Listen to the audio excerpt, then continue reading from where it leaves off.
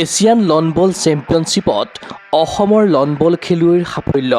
অৰ্জুন নয়নমণি শইকীয়াসহ ছগৰাকী খেলুৱৈৰ পদক জয়।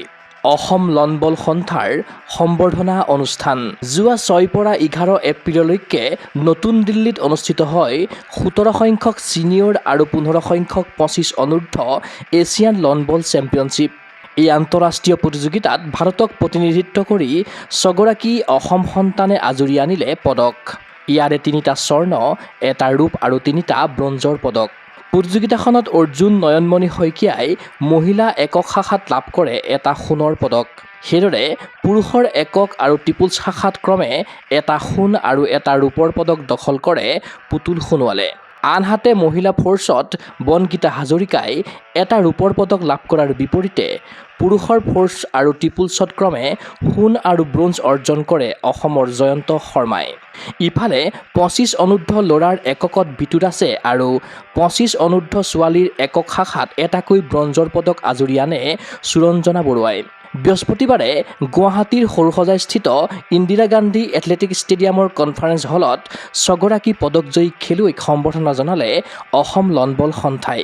গামোচাৰ জাৰ্চি আৰু প্ৰশংসা পত্ৰৰে খেলুৱৈসকলক সম্ভাষণ জনালে সন্থাই। এই সম্বৰ্ধনা অনুষ্ঠানত উপস্থিত থাকিল অসম লন বল সন্থাৰ উপসভাপতি নিখেশ্বৰ শইকীয়া, সম্পাদক নৱ বসুমতাৰী, কোষাধ্যক্ষ ইমতিয়াজ আহমেদ আৰু জ্যেষ্ঠ ক্ৰীড়া সাংবাদিক পুলিন সাহা।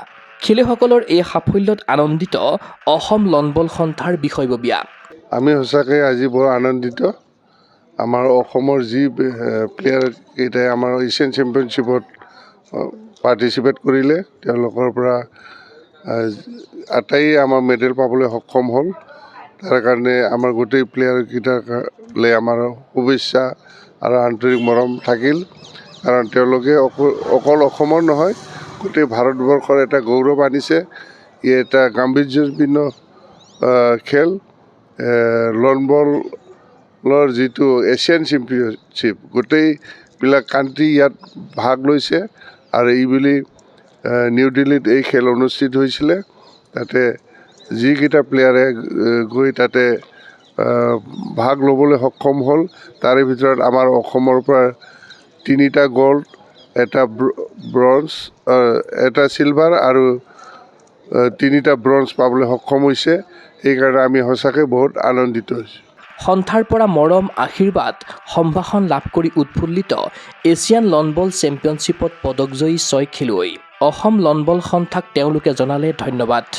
ভাল লাগিছে। আচলতে আমাৰ প্লেয়াৰখিনিৰ কাৰণে মই ভাবোঁ মেডেলেই চবচে বেষ্ট। আৰু এজন প্লেয়াৰে সদায় যে মানে মেডেলৰ কাৰণে কষ্ট কৰি আহে, সেইটো কাৰণে মেডেলটো পালে বহুত আমি সুখী হওঁ প্লেয়াৰ হিচাপে। আৰু এইখিনিতে আমাৰ লন বল এছ'চিয়েশ্যনক ধন্যবাদ জ্ঞাপন কৰিব লাগিব এইটো কাৰণে, কাৰণ প্লেয়াৰসকলে যেতিয়া মেডেল পাই আহে, যিকোনো সংস্থাই যেতিয়া উৎসাহিত জনায়, উৎসাহ কৰে, তেতিয়া প্লেয়াৰসকলে নেক্সট গেমৰ কাৰণে প্ৰিপেৰেশ্যন কৰিবলৈ আৰু মানে উৎসাহ হয় বা আৰু ভাল পায়। যিহেতু সেইটো এটা ছাপোৰ্ট বুলি ভাবোঁ আমি, যিহেতু এছ'চিয়েশ্যনখন হ'ল আমাৰ প্লেয়াৰৰ কাৰণে মাক দেউতাকৰ জেগা যিহেতু খেল জগতত। সেইটো কাৰণে তেখেতলোকে যেতিয়া আমাক সম্বৰ্ধনা জনায় বা এনেকুৱা ধুনীয়া এটা মৰম কৰে বা সন্মান দিয়ে, সেইটো আমাৰ প্লেয়াৰৰ কাৰণে আমি ভাবোঁ বহুত উচ্চ খাপ। আৰু নেক্সট যি গেমেই নাথাকক লাগিলে আমি সেইখিনি কাৰণে আৰু প্ৰিপেৰেশ্যন কৰিবলৈ আৰু আমি বেছি সুবিধাজনক হয় আমাৰ কাৰণে। এই চেগতে মই অসম লন বল সন্থাৰ সমূহ বিষয়ববীয়াক ধন্যবাদ জনাইছোঁ আমাক ইমান এটা উৎসাহ জনোৱাৰ বাবে। লগতে সকলো মেডিয়া পাৰ্চন সকলোকে ধন্যবাদ জনাইছোঁ। আপোনালোকে আহি আমাক সহযোগিতা কৰাৰ কাৰণে আজি সঁচাকৈ বহুত ভাল লাগিছে। ইফালে অহা 11 পৰা 17 মে'লৈ অষ্ট্ৰেলিয়াৰ ভিক্টৰিয়াত অনুষ্ঠিত হ'ব লগা বিশ্ব লন বল ইনডোৰ চেম্পিয়নশ্বিপলৈ নিৰ্বাচিত হৈছে অৰ্জুন নয়নমণি শইকীয়া আৰু পুতুল সোণোৱাল। তদুপৰি অহা 20 পৰা 28 মে'লৈ নতুন দিল্লীত অনুষ্ঠিত হ'ব লগা কমনৱেলথ গেমছৰ ভাৰতীয় দলৰ বাছনি শিবিৰত অসমৰ পৰা অংশগ্ৰহণ কৰিব অৰ্জুন নয়নমণি শইকীয়া, বনগীতা হাজৰিকা, পুতুল সোণোৱাল আৰু জয়ন্ত শৰ্মাই। কমনৱেলথৰ কথা আমি ৱৰ্ল্ড চেম্পিয়নশ্বিপত আমি 100% দিবলৈ চেষ্টা কৰিম, কাৰণ 32খন কাণ্ট্ৰি আহিব, সহজ নহয় কাৰণ। আৰু ছিংগলছত পাৰ্টিচিপেট কৰিবলৈ গৈ আছোঁ, তাতে আমাৰ ছাৰ্ফেচ যোনখন ইয়াত আমি আউটড'ৰ খেলোঁ, তাত ইনড'ৰ হ'ব। সেইটো কাৰণে আমি চেষ্টা কৰিম আমি সফল হ'বলৈ, কাৰণ ছাৰ্ফেচটো বেলেগ যিহেতু, তথাপিও আমি মানে চেষ্টাটো এৰি নিদিওঁ। আৰু নেক্সট হ'ল কমনৱেলথৰ কাৰণে আমি ৱৰ্ল্ড চেম্পিয়নশ্বিপৰ পৰা আমি বাহিৰে আমি দিল্লীত লেণ্ড কৰিম। দিল্লীত তাৰপিছত আকৌ আমাৰ কমনৱেলথৰ কেম্প আৰম্ভ হ'ব। আৰু মই ভাবোঁ আমাৰ অসমৰ যিহেতু আমি 4জন গৈ আছোঁ, আমি গোটেই 4জনে কেম্পৰ কাৰণে আমি গোটেই 4জনে আমি অসমৰ মান ৰক্ষা কৰিবলৈ আমি চেষ্টা কৰিম। কমনৱেলথত চিলেকশ্যন পাই বা কমনৱেলথৰ কাৰণে চিলেকশ্যন হৈ কমনৱেলথ খেলিবলৈ আমি গোটেই 4জনে আমি চেষ্টা কৰিম, যাতে আমাৰ অসমৰ ল'ৰা ছোৱালী কমনৱেলথ গেমছত এইবাৰ খেলিব পাৰে বা আগবাঢ়ি যাব পাৰে। পৰহি আমাৰ ফ্লাইট আছে অষ্ট্ৰেলিয়াৰ কাৰণে। আমি যি ৱৰ্ল্ড ইনড'ৰ বল চেম্পিয়নশ্বিপ আছে, তাৰ কাৰণে আমি ইণ্ডিয়াৰ পৰা 2জনে পাৰ্টিচিপেট কৰিব গৈ আছোঁ, মই আৰু অৰ্জুন নয়নমণি শইকীয়া। আমি তাতে ভাল খেল প্ৰদৰ্শন কৰিবৰ কাৰণে চেষ্টা কৰিম। ৰিজাল্ট কি হয় নাজানো, কাৰণ ইয়াতে আমি আউটড'ৰত প্ৰেক্টিছ কৰোঁ, তাত আমি এতিয়া ইনড'ৰত যিখন ৱৰ্ল্ড চেম্পিয়নশ্বিপ হ'ব তাত সম্পূৰ্ণ ইনড'ৰত হ'ব।